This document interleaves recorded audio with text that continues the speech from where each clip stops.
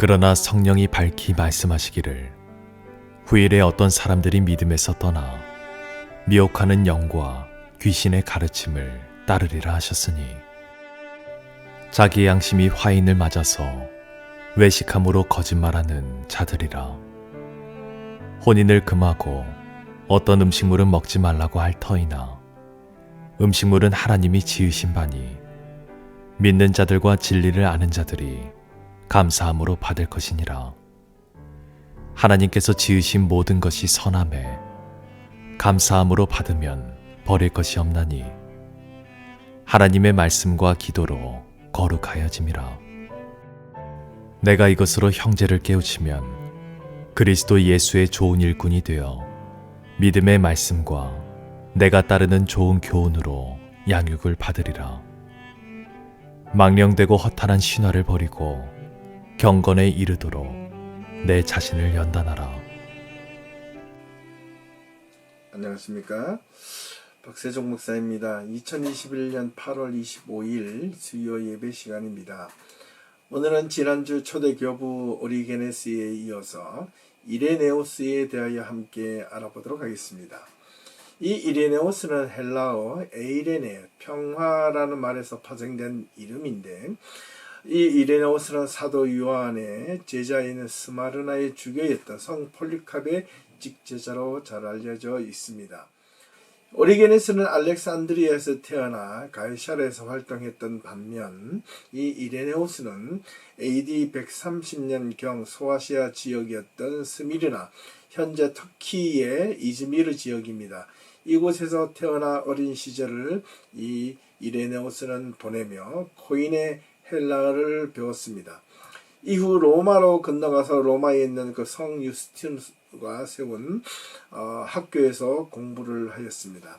훗날 스승 폴리캅이 당시 로마 제국의 휘하에 있었던 프랑스 갈리아 지방에 있는 이 르용의 주교로 임명을 하게 되는데, 그곳에서 평생을 보내며 마지막에는 순교를 하게 됩니다. 당시 리옹 교구의 주교였던 포티누스가 순교를 당하여 그 후임의 자리로 가게 되었던 것입니다. 그 이유는 AD 177년경 포티누스는 당시 유행하던 이단 사상의 몬타니스주의에 대한 가울 지역의 그리스도인들의 생각을 담은 편지를 로마 주교 엘류테이루스에게 전달하기 위해서 이 이레네오스를 파송을 하게 됩니다. 근데 이 시기에 아이러니하게도 로마의 황제, 그 유명한 마르쿠스 아우렐리우스의 가혹하고 잔인한 기독교 박해가 이 리옹에게도 덮쳤고, 결국 AD 178년경 90세가 넘는 이 포티누스는 고령의 나이에 같은 어떤 신앙의 동력자들과 함께 순교를 당했던 것입니다.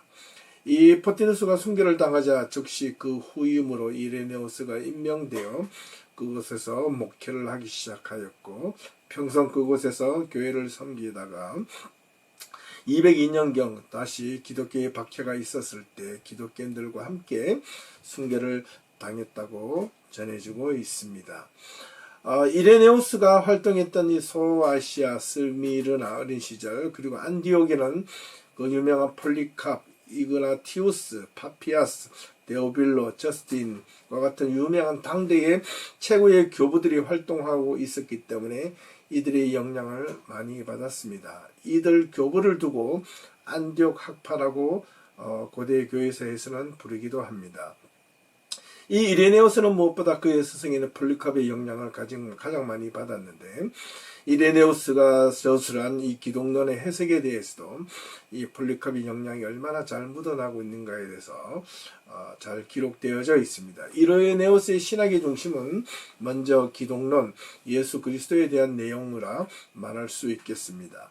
예수 그리스도는 창조와 구속의 연속을 나타내는 근거자, 연결자로 보았고, 또한 새 아담으로서 창조의 연속이며 동시에 완성자로 인식하고, 무엇보다 예수 그리스도의 사역을 새로운 인간상의 총화로 표현했습니다.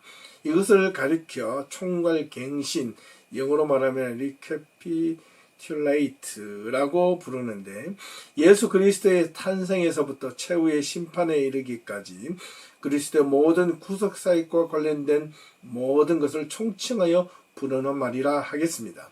그렇기 때문에 이러한 총괄갱신이라는 이 내용은 바로 이 창조의 회복을 뜻합니다. 타락한 인간이 하나님 앞에 다시 한 번 더 새롭게 마지막 때에 온전하게 회복되는 그 내용을 중심으로 하고 있는데, 그 중심에 예수 그리스도가 있다는 것입니다. 인간은 하나님의 형상이신 또 그 자체이신 예수 그리스도를 통하여 완성을 향하여 또 새로운 역사에 동참하는 과정으로 보았던 것입니다.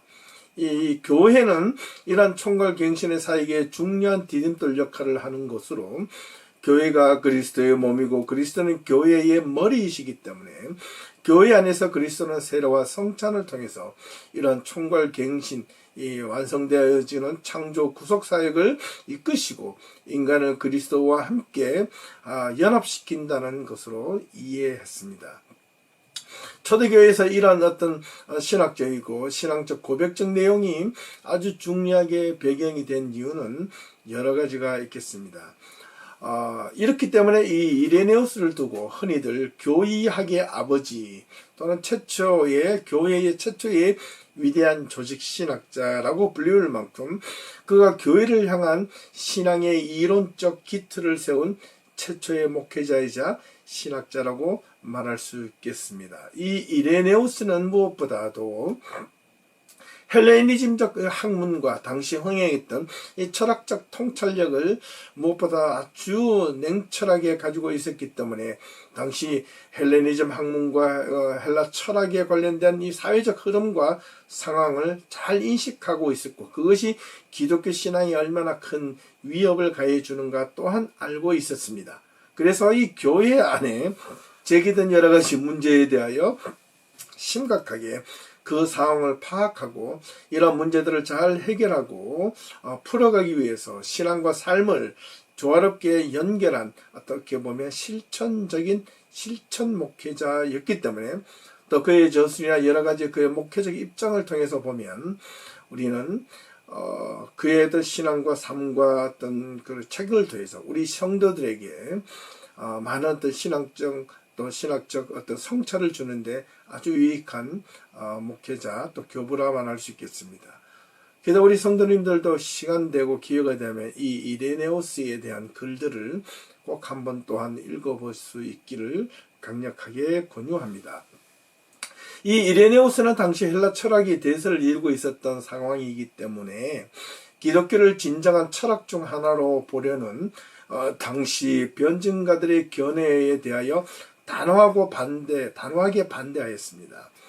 헬라 철학적 사색을 도움을 받지 않고 오로지 기독교 신앙의 독특한 면을 찾아내려고 노력했던 교부 중에 한 명이었습니다. 예를 들면 계시 내용입니다. 단순히 새로우면서도 보다 나은 철학에 불과한 것에 불과하다는 그런 어떤 변증가들의 견해를 반대하고, 그런 오로지 성경적인 전통에서만 이루어지는 신앙의 유일한 근본임을 강조하려고 애를 썼던 인물입니다. 여기서 우리가 계속해서 인지해야 할 부분이 있다면, 이 신약 성경이 아직 완성되지 않은 상황에서 이 이레네우스가 성경적 전통이라는 이 말을 사용했던 부분들이 우리는 아주 주의 깊게 우리가 한번 생각해 봐야 될 대목입니다. 이 이레네우스가 성경이 아직 정경화되지 않은 상황에서 성경을 강조하게 된 이유는 복음서나 서신서들이 이리저리 필사되고 기록되고 전파되는 동안 여러 가지 내용들이 덧붙여지기도 하고, 지금과 같은 신학의 형태가 아닌 다른 왜곡된 복음서들이나 서신들이 서로 뒤죽박죽 남발되고 있는 상황에서 교회를 통하여 이리저리 읽혀지고 있었던 상황이었습니다. 이때 이레네우스가 발견한 것은 그런 어떤 왜곡된 복음서들이나 서신서들이 사도적 전통을 또 이어가는데 아주 위협적인 요소가 있음을 발견하고 거기에 대하여 분별하고자 노력을 했습니다. 무엇보다도 이 사도적 가르침, 사도적 전통은 바로 성경에서 발견되어져야 되는데 성경의 정신이 근간이 왜곡된 복음서나 서신들로 인하여 흔들리고 심하게 예수님의 어떤 신앙의 어떤 전통이 허물어지게 된 것입니다. 무엇보다도 교회는 이 성경을 계속해서 지키고 지속적으로 보존하려고 노력을 해왔지만 그 성경이 여러 군데에서 이렇게 혼합되어지고 섞여져 있었다는 내용입니다. 그럼에도 불구하고 이 교회 안에서 보존되어 왔던 이 사도적 전통으로 부르는 복음서와 사도들의 서신들이 필사되고 서로 돌려보고 있는 동안 이 기독교 신앙의 독특성이라고 말할 수 있고 또 복음의 중요성을 익히 알고 또 그것을 지키고 교회 안에서 바르게 세우기 위하여 무엇보다도 필요했던 것은 당시 흥행했던 헬라 철학과 관련된 내용들이 복음과 섞여서 기록되어져 있는 내용들을 철저히 교회 안에서부터 차단하고 그것을 걸러내고 거부하고 그 실체를 밝히는 데 앞장섰던 인물이 바로 이 이레네오스입니다. 자, 여기까지 상황을 잠시 살펴보면 우리 신앙인들이 기독교 신앙을 가지면서 신앙이야 이것이고 저것이고 다 똑같지 않느냐라고 말할 수 있을지 모릅니다. 그러나 신앙에는요, 사도적 전통, 성경에 대한 근간, 또 근간이라고는 이 성경이 잘못 해석되어지고 잘못 오해하고 단지 사람에게 유익하고 좋다는 이유로 그것이 옳은 것인지 그런 것인지 그 이유도 묻지 않고 또 개인의 삶에 유익만 된다면 무엇이든 괜찮다. 이런 신앙을 갖고 있다면 초대교회 전통으로 가졌던 이 신앙의 어떤 분별력을 가지고 신앙의 올바른 어떤 해석을 하려고 하는 이런 우리의 신앙의 선배들의 그 정신과 사상이 허물어진다 하겠습니다. 그 가운데 우리가 이 이레네오스가 교회를 어떤 다른 잘못된 왜곡된 복음서나 서신들을 차단하고 지키려고 노력했던 부분 중에 하나가 바로 이 영주주의 사상과 관련되어 있는 내용들이었습니다. 우리가 지난 8월 중순의 성경 공부 시간, 작년부 성경 공부 시간에 함께 공부했던 사도신경 내용 그 두 번째 시간에 이단들에 대해서 간략하게 살펴본 바가 있습니다. 그 가운데 가장 심각했던 초대교회의 이단 사상 중에 하나가 바로 이 영주주의라고 제가 말씀드린 바 있습니다. 이레네오스는 또한 이 영주주의의 실체를 폭로하기 위해서 20여 개에 이르는 각기 다른 영주주의 교사들과 그들의 학파를 연구하는 데 온 힘을 쏟았고 수년을 보내기도 했습니다. 특별히 이 영주주의 분파 가운데 가장 영향력 있었던 인물이 프틀레마이우스라는 영주주의 지도자의 가르침을 통해서 로마의 기독교인들 사이에 뿌리 내렸던 특별히 이 영주주의 대표적인 주자 플라톤주의자 중에 한 명이었던 이 발렌티누스의 영지주의라는 사실을 알게 된 뒤 이 발렌티누스의 영지주의가 무너지면 다른 영지주의도 함께 무너질 것이라는 기대감을 가지고 발렌티누스의 그 영주주의 사상의 오리를 폭로하는 데 온 힘을 다 쏟은 바가 있습니다. 이 영지주의가 내포되어 있는 헬라 철학이 초기 기독교 사상을 뒤흔드는 아주 위험한 요소가 되었는지를 우리는 이제 조금이라도 아마 성경부를 함께 하셨던 분들은 이해하셨을 겁니다. 그래서 이 영지주의 사상으로부터 초대의 교부들이 이 교회를 지키기 위해서 목숨을 걸고 이를 반박하고 기독교 신앙의 본질을 지키려고 노력하였다는 것인데 안타깝게도 오늘날 교회 안에서도 여전히 이 영주주의 망령이 살아서 우리들의 신앙의 핵심 가운데 자리 잡고 있는 것을 볼 때 저는 안타까움을 금할 길이 없습니다. 예를 들면 흔히 기독교 신앙 안에서 우리가 선교를 하거나 복음을 전할 때 이런 말을 많이 합니다. 영혼 구원 이런 말을 많이 쓰지 않습니까? 이 영혼 구원이라는 이 교회에서 아주 쉽게 아무렇지도 않게 부담 없이 사용하고 있는 이 용어 자체가 바로 영지주의 사상의 대표적인 용어라고 말할 수 있겠습니다. 그런 용어 자체가 어떻게 우리 신앙을 왜곡하고 있는지 아마 아는 이가 교회 안에서는 아마 많지 않을 겁니다. 영혼만 구원받으면 된다는 이 내용이 우리 신앙안에 자리 잡을 때, 그렇다면 여러분들이 신앙 고백하고 있는 이 사도신경에 나오는 끝부분에 나오는 육신의 부활은 어떻게 이해할 것인가 라는 겁니다. 바로 사도신경의 위배가 되는 것 아니겠습니까? 사도신경 후반부에 나오는 몸이 다시 사는 것과 성령을 믿사하며 거룩한 공예와 성도가 서로 교통하는 것과 죄를 사하여 주시는 것과 그 다음에 몸이 다시 사는 것과 영원히 사는 것을 믿사옵나이다. 몸이 살아서 영원히 사는 것이지요. 그렇다면 영혼 구원이란 말이 이 몸에 사는 것과 정면으로 위배되는 것 아니겠습니까? 그리고 마지막 때에 우리가 심판받을 때 어떻게 해요? 영혼만 이렇게 나와서 심판받습니까? 아니지 않습니까? 부활이 일어나지 않습니까? 그 부활은 영혼이 부활하는 것이 아니라 육신의 부활까지 함께 이루어지는 겁니다. 그러니까 우리는 신앙을 이렇게 저렇게 모자이크식으로 따로따로 이해해서는 안 된다는 겁니다. 여러분 기독교 신앙을 어떻게 이해하고 있는지 모르겠는데 저와 여러분들의 신앙을 올바르게 배우고 올바르게 알지 못하면 이렇게 아무렇지도 않게 자기가 평소에 쓰던 영어를 쉽게 그것이 마치 진리이고 복음의 핵심인 양 사용될 수 있는 위험성이 있다는 것을 반드시 간과해서는 절대로 안 되겠습니다. 영혼만 구원받는다? 바로 그 사상이 바로 영주주의 사상이 가지고 있는 핵심 가운데 하나이기 때문에 초대교회 교부들은 이것과 싸우기 위해서 목숨을 내걸었다는 사실입니다. 여기서 당시 기독교 안에서도 기독교 신앙과 당시 대세했던 헬라 철학과 영주주의 사상을 융합하려는 시도가 교회 안에서 여러 곳에서 있었기 때문에 이 이레네오스와 같은 이 교부가 자신이 감독으로 임명받아서 목회했던 프랑스 가울 지방 현재 리옹 지역에서도 상당히 많이 흥행했습니다. 자신의 앞선 어떤 선임이 또 이 영주주의 사상에 반박하기 위해서 무척 노력을 많이 했습니다. 이 리옹 지역에서 이 이레네오스는 복음을 전파하면서 동시에 이 이단으로부터 하나님의 백성들을 보호하고 지키는데 헌신의 힘을 다했던 것입니다. 동시에 그 주변에 변방에 있던 켈트족을 향한 복음화, 또 지금으로 말하면 선교죠. 그리고 리옹의 교회 평화를 위해서 무척 노력을 했다는 사실입니다. 그곳 리옹에서 이레네오스는 갈리아 지역에서 흥행했던 영주주의 사상에 맞서는데 열정을 다했고 그 열정의 결과물로 바로 이단 반박이라는 책을 저술하게 되었습니다.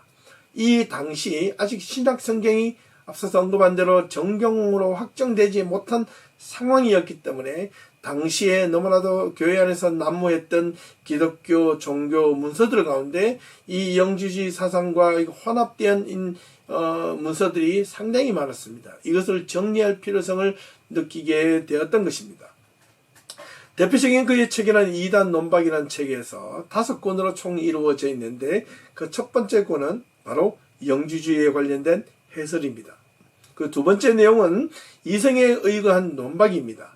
세 번째 권과 5번째 권에는 선지서, 그 다음에 하나님의 말씀, 그리고 사도들의 기초한 성경과 관련된 내용이 기록되어져 있습니다. 이 이단 논박에서라는 이 영주주의와 관련된 이 책에서 이 이레네오스의 비판적 접근은 바로 삼중적이라 말할 수 있겠습니다. 그 첫 번째는 영주주의는 무엇보다 순전히 상상에 근거한 신화라고 고발함으로써 영주주의 세계관은 어리석은 모순들로 가득 차 있음을 폭로하고 싶어 했습니다. 그래서 이 영주주의의 내적인 모순과 근본적인 불일치성을 폭로하려는데 온 힘을 다했습니다.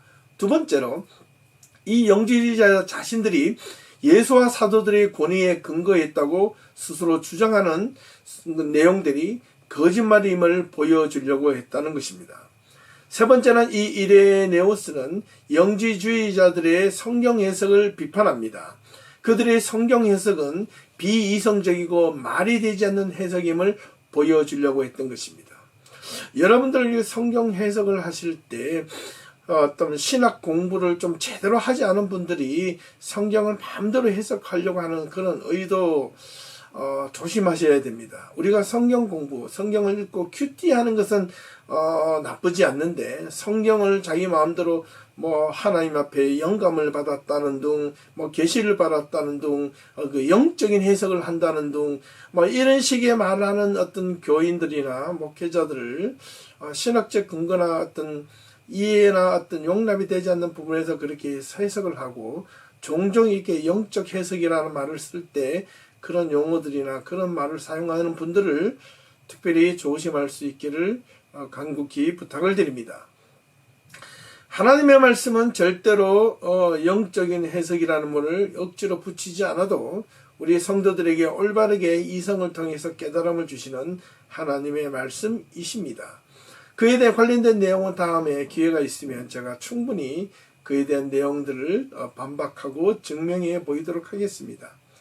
일단 이레네우스가 영지주의를 공격하는 배경에는 무엇보다도 자신이 사도 요한의 직제자였던 성 폴리캅의 사사를 받았고 직제자였다는 사실에 대한 이 자부심과 책임감이 더욱더 강했던 것은 분명합니다. 그런데 이 영지주의자들 가운데 많은 사람들이 사도 요한을 예수님의 제자들 가운데 중요한 임무를 맡은 제자였다고 주장하였고, 또한 예수님의 직계 제자들은 일반 대중들의 그리스도인들이 영적으로 이해하기 어려웠던, 여기서도 영적이라는 말이 나오죠. 어떻게 보면 제가 앞서 말했던 영적 해석이라는 말과 좀 구분할 수 있어야 되는데 헷갈리지 마시기를 바랍니다. 그리스도인들이 신앙적으로 이렇게 해볼까요? 이해하기 어려웠던 이 비밀스러운 가르침을 이 영지주의자는 예수님에게서 자신들이 직접 받았다고 주장을 합니다. 그래서 이 영지주의자들은 일반 대중들에게 알려진 사도적 저술 가운데서도 복음의 내용들을 발견할 수 있지만 영지주의자들 자신들에게 사도들이라 부르는 자신들에게 예수님께서 은밀하게 가르쳐 주었던 은밀한 구전들이 있었다고 주장을 하는 겁니다. 어디에 가든 이 종교나 어떤 신화 같은 데 보면 은밀하게 비밀스럽게 이런 말들이 사람을 신비롭게 만드는 요소도 있지만 그런 요소가 들릴 때마다 한 번쯤은 여러분들 이렇게 의문을 가지는 게 좋을 것입니다. 어떤 사람에게만 특별히 비밀스럽게 신령으로 간다. 그러면 우리 성경이 왜 우리 모두에게 있겠습니까? 문제는 그것을 어떻게 해석하느냐에 따라서 달라질 수 있겠죠. 이런 어떤 은밀한 구전이 있다고 주장했던 이 영지주의자들의 반하여 이 이레네우스는 만약에 이 은밀한 구전이 실제로 존재하였다면 사도 요한의 직제자인 이 폴리캅들로 알았을 것이고, 또한 자신도 그 폴리캅을 통해서 그 내용을 전해 들었을 것이라고 단호하게 주장합니다. 하지만 이 사도적 계승의 그리스도 기독교의 감독들 가운데서도 그 어떤 누구도 그와 같은 은밀한 구전을 읽었거나 알았거나 들었다는 사람이 없었다는 사실은 이 영지주의자들의 주장이 틀렸다는 것을 반증해 준다고 주장하였습니다. 또한 이 이레네우스는 이 문서들, 영지주의자들이 하는 이 은밀한 구전에 기록된 이 문서들 가운데 영지주의적 성격이 강한 기독교 문서들의 이름을 일일이 거명하며 교회 안에 있던 게 내재되어 있던 이 영지주의적 어떤 사상이나 내용이 들어있어서 복음서나 서신이라고 말했던 내용들을 일일이 거론하며 공개적으로 거부하고 배척했으며, 이 과정에서 영지주의와 관련있는 자들이 있으면 이단까지 단죄하기도 했던 이단 감별사 역할까지 했던 인물입니다. 이 이레네우스의 무엇보다도 이 역사관을 한 번 더 살펴볼 필요가 있는데, 이 이레네우스 역사관은 바로 구속사관입니다. 최초의 역사 신학자라고 말할 수도 있겠습니다. 그렇게 평가받는 이유는 그가 창조와 구속을 연장선상에서 함께 연결해서 보고 이해함으로써 바로 구속사라는 말을 사용하고 있다는 겁니다. 구약 성경과 신약 성경을 연결시키고 통합하려 했다는 내용이고, 그의 신학 사상은 그것이 아주 유용하게 후세들에게 전해질 수 있었던 겁니다. 이런 어떤 구약 성경과 신약 성경이 가지고 있는 이 역사관을 통시적, 통전적으로 연결시키려고 했기 때문에 이런 역사 이해는 창조주 하나님과 그리스도이신 예수 그리스도가 하나이시고 같은 하나님을 확신하는데 결정적인 역할을 또한 하게 됩니다. 그래서 이 기독교 신앙을 올바르게 가지려면 오늘 이 이레네우스의 신학 사상과 신앙을 면밀하게 돌아볼 필요가 있습니다. 사실 교회 안에서 이러한 초대 교부에 관련된 생애와 사상과 내용들을 공부하거나 들어본 수 있는 기회가 아마 거의 없을 겁니다. 하지만 저는 여러분들에게 이런 기회가 있을 때마다 이런 내용들을 계속해서 소개해드리고 알려드리고자 합니다. 왜냐하면 기독교 신앙은 특별하게 올바른 기독교 신앙의 명맥을 유지하기 위해서는 두 가지가 필요하기 때문에 그렇습니다. 예전에 제가 한 번 더 이 부분에서 설명한 바가 있습니다. 한 번 더 반복해 보면 첫 번째는 정통성이고 두 번째는 역사성입니다. 기독교 신앙은 무엇보다도 이게 하늘에서 뚝 떨어지거나 어떤 누구에서 만들어진 것이 아니고 기독교 2000년 역사 가운데서 하나님이신 예수 그리스도께서 이 땅에 성육신하시고 이 땅에 오셔서 역사 안으로 뚫고 들어오신 이 인카네이션 사건에서 출발한다는 사실입니다. 그래서 2000년의 기독교의 전통적인 어떤 정통성을 가지고 있어야 됩니다. 그리고 또한 역사성이 있습니다. 2000년의 시간이 필요합니다.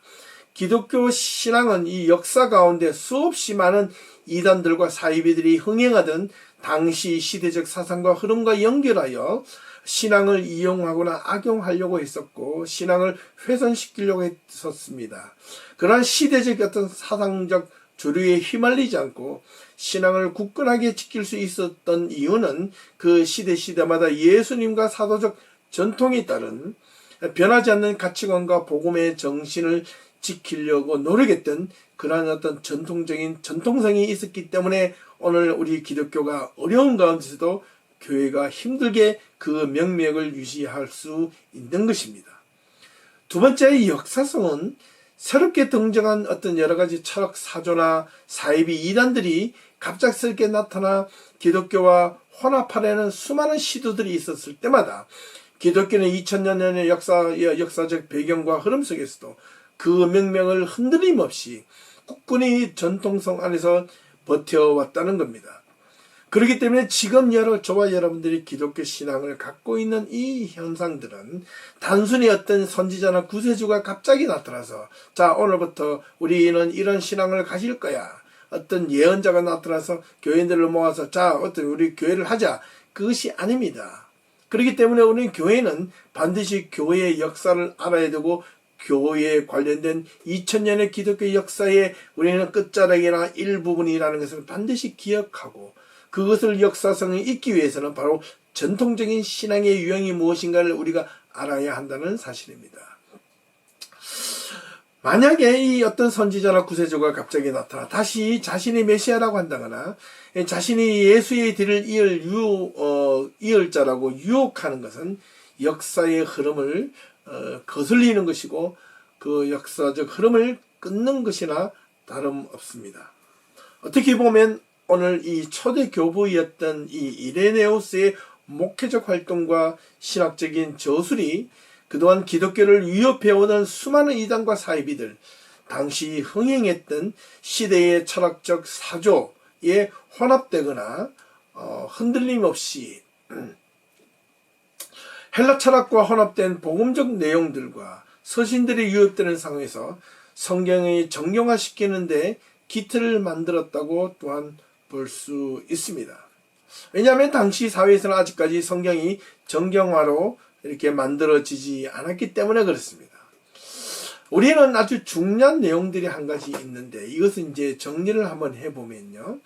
우리 현대 신앙인들이 신앙생활을 하면서 가장 취약한 것이 있다면 무엇일까라는 걸 오늘 이 이레네우스를 통하여 한번 돌아보게 됩니다. 목회자로서 교인들에게 신앙 훈련을 시키고 올바른 신앙생활을 할 수 있게끔 도와주는 가장 유익한 도구가 있다면 그것이 무엇일까? 우리 성도들에게 가장 신앙생활을 통하여 그들의 삶에게 유익되고 보람된 것을 주기 위해서 줄 것이 있다면 그것이 무엇인가를 저는 항상 고민해 왔습니다. 저는 단호하게 첫째도 둘째도 셋째도 바로 성경 공부라고 단호하게 말씀드릴 수 있습니다. 왜냐하면 지금 우리 손에 쥐어져 있는 이 성경이 정경화되기까지 너무나도 쉽지 않았습니다. 이 정경화되기까지 이 역사를 배우면 기독교 초기의 어떤 상황을 이해할 수 있고 어떻게 우리의 신앙의 선배들이 이 신앙을 지켜왔고 그 신앙의 명맥이 지금까지 이어져 왔으며 우리는 어떤 신앙을 가지고 또 21세기의 이 시대적 사조와 흐름을 우리가 따르지 않고 이것을 잘 극복하고 우리의 신앙을 정통성과 역사성에 기반하여 우리의 신앙을 얼마나 잘 명맥을 이어갈 수 있을지 그게 관심과 깊은 이해를 하지 않으면 그것을 우리가 쫓아가지 않으면 기독교는 곧 어떻게 몰락되거나 사라지고 말 것이기 때문에 그렇습니다. 저는 이 부분에 대해서 상당한 위기를 지금 느끼고 있습니다. 교회가 예전보다 많아졌지만 교회가 예전보다 그 무엇보다 이러한 것에 관심을 가지고 있지 않다는 것에 상당한 유감을 표하고 싶습니다. 우리 예비교회 성도님들은 이러한 부분에 우리 모두가 함께 힘을 모을 수 있기를 간절히 소망합니다. 그것이 여러분의 신앙을 지키는 것이고 여러분의 신앙을 통하여 여러분의 가정을 지키는 것이고 여러분의 삶을 지키는 것이고 훗날 여러분의 생명을 지키는 것임을 분명히 인식을 해야 할 것입니다. 우리가 나아가 올바른 성경 공부를 통해서 기독교 정체성과 가치관 그리고 역사관을 가지는 것이 바로 기독교 세계관이고 이 기독교 세계관이 바로 우리의 삶을 어떻게 이끌어갈 수 있는지에 대한 근간과 삶의 이유를 분명하게 배울 수 있기 때문에 저는 성경 공부가 무엇보다도 중요하다고 생각되고 또한 확신합니다. 우리가 그리스도인이라는 이유가 있습니다. 바로 여기에 있다는 것입니다. 특별히 교회 성도들이 해야 할 신앙의 의무는 다양하게 있을 겁니다. 흔히들 교회에 5대 요소가 있다고 말을 합니다. 그 첫 번째가 뭐 해도 예배, 레이투르기야. 두 번째는 전도, 캐리그마. 세 번째는 봉사, 디아코니아. 네 번째는 바로 교육, 디다케. 다섯 번째 친교, 코이노니아라고 말할 수 있습니다. 여기에서 신앙의 가장 기초적이고 중요한 것을 5가지 중에 한 가지를 먼저 꼽으라고 한다면 저는 단호하게 디다케, 교육, 가르침이라고 다시 한 번 더 강조하고 싶습니다. 신앙생활을 바르게 하기 위해서 어찌되었든 우리가 제대로 알아야 되지 않겠습니까? 기초신앙에서부터 예배는 왜 드려야 하고 어떻게 예배 드리는 것이고 우리의 신앙생활의 방향은 이러이러해야 되고 우리가 그리스도인에서 어떻게 살아야 하는지에 대한 신앙과 삶의 방향을 잡아주는 것이 바로 교육이기 때문에 그렇습니다. 교육 없이 여러분들 신앙이 절대로 성장하지 않습니다. 신앙 교육이 잘못되면 예배도 엉망이고 바로 전도는 물론이고 봉사나 친교도 엉망이 되고 세상적으로 세속 노름에 빠지게 되고 말 것이라는 것입니다. 유대인들은 자신들의 수입의 반은 가정을 위해서 사용하고 또 나머지 반은 바로 토라를 배우기 위해 사용한다는 것입니다. 아버지가 일을 하고 돌아와서 저녁에 가족과 함께 저녁을 먹고 아버지는 다시 책가방을 들고 토라 학교에 가서 토라를 배워서 돌아와서 자녀들에게 일주일에 2번 정도 가르친다고 합니다. 물론 자녀들도 토라 학교에 가서 토라를 나이에 맞게 배웁니다. 가정에서는 신앙교육을 아버지가 랍비들로부터 배운 것을 가지고 자녀들과 함께 1대1로 일주일에 2번 이상 가르친다고 합니다. 이때 일방적으로 가르치는 것이 아니라 성경 토라를 펼쳐놓고 서로에게 질문을 하다씩 하부르타 교육을 하는 겁니다. 만약에 자녀가 4명이라면 아버지가 첫째 아이가 1대1로 아버지와 교육을 할 때 둘째는 셋째와 넷째를 데려놓고 또한 그 나이에 맞게끔 이 둘째가 셋째, 넷째를 데리고 토라 교육을 시킨다는 겁니다. 재미있죠? 예. 그리고 둘째가 토라 교육을 아버지와 함께 1대1로 양육을 받을 때 첫째가 셋째, 넷째를 가르친다는 겁니다.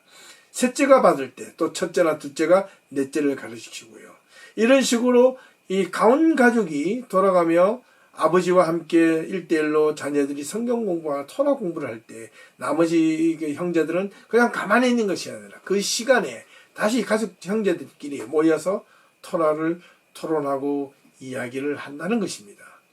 그로 인하여 그런 신앙의 토론과 대화를 통해서 배우고 가르치기 때문에 아주 중요한 유대적 가치관과 신앙관을 가정에서 대몰림할 수 있게 되는 것입니다.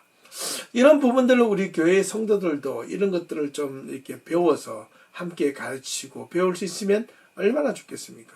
그렇게 한다면 주일학교 교육에서부터 뭔가 시스템이 좀 달라져야 하지 않겠습니까? 주일학교에 있는 자녀를 둔 이 부모님들은 아마 이런 부분들을 한번 챌린지 해볼 수 있으면 참 좋겠습니다. 부모님이 아버지나 우리 교회 성도님들 가운데 어머니가 특히 아버지면 더욱 좋겠죠. 우리 교회 우리 젊은 어린 아이를 두고 있는 부모님들은 아버지가 우리 자녀들을 1대1로 성경 공부를 또 펼쳐놓고 가르칠 수 있는 그런 우리 성도님들이 있기를 간절히 소망합니다. 여러분들은 그건 개인적으로 아무렇게나 성경 공부를 하진 않겠지만은 가능하면 또 저에게 자녀 교육을 할 때 성경 공부를 할 때 어떤 걸 하면 좋을지 저에게 한번 조언을 받아주시면 제가 기꺼이 그에 대한 방안을 제시해 드리도록 하겠습니다. 이제 결론을 좀 맺어봅니다. 이르네우스는 성경의 가치에 대하여 누구보다도 소중하게 생각했던 인물이었습니다. 그리고 성경의 가치와 사도적 전통을 지키고 그 명맥을 유지하기 위해서 그의 평생의 사역을 다했던 것입니다. 이러한 가치관을 가지고 교회를 지켜왔고 자신에게 속한 성도들을 가르치려고 또 양육하려고 혼신의 힘을 쏟았습니다.